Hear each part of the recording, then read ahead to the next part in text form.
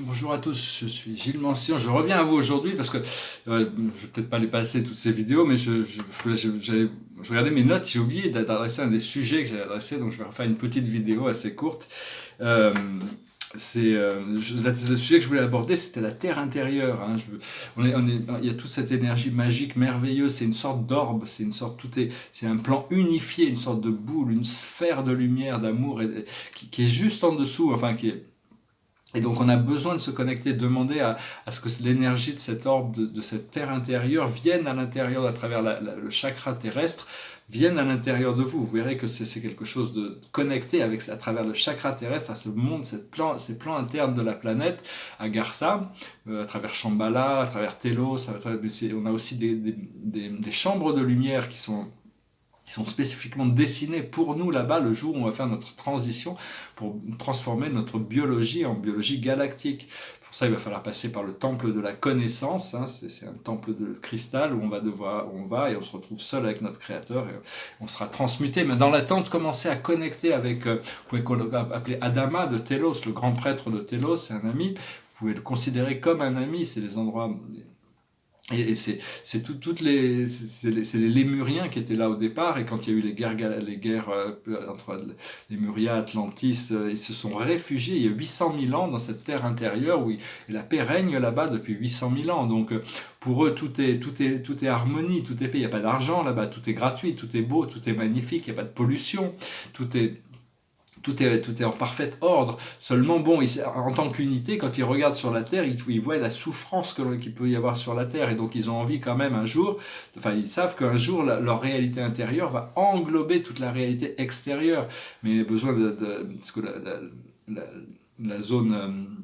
intermédiaire continue de monter, hein. C'est-à-dire qu'il y a toutes sortes d'animaux, de plantes qu'on ne connaît pas, nous ici, là, sur l'extérieur, qui sont à l'intérieur. Il y a des similitudes et des différences entre ces mondes. Vous demandez d'aller les visiter dans des rêves, visiter dans les méditations. Ça peut être intéressant de connecter, hein, de bien connecter avec cette étoile terrestre et à travers le monde, à travers Agartha, la terre intérieure. Et, parce que c'est une lumière vraiment pure, hein, c'est une lumière divine, c'est une lumière multidimensionnelle. Et donc, je vais quand même tirer quelques cartes. Hein. Le plus haut de sagesse pour nous aujourd'hui, c'est le paradigm shift, pour le moment, quoi, parce que si j'en ai déjà fait plusieurs des lectures aujourd'hui, mais bon, ça me fait un peu d'avance. Le paradigm shift, c'est-à-dire de passer de la peur à l'amour, de l'exclusion à l'inclusion, de la séparation à l'unité. C'est toutes ces choses de la pénurie à l'abondance. Et donc, ce que l'on doit comprendre, c'est l'achievement, c'est-à-dire qu'est-ce qu'il faut pour atteindre notre but, c'est d'arriver c'est le succès, c'est-à-dire l'achievement, c'est l'atteignement, arriver à atteindre le but. Ce que l'on doit faire, c'est le lâcher prise.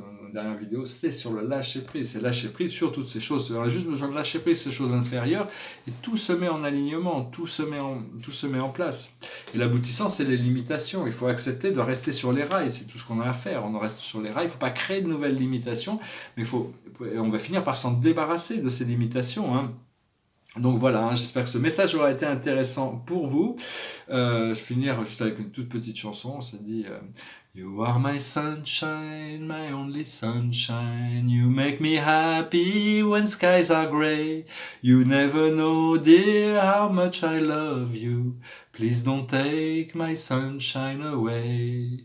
You are my sunshine, my only sunshine. You make me happy when skies are grey. You never know, dear, how much I love you. Please don't take my sunshine away. Voilà, vous êtes mon soleil, ne prenez pas mon soleil.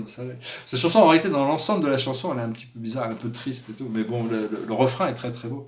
Et ça derrière, c'est un autoportrait qui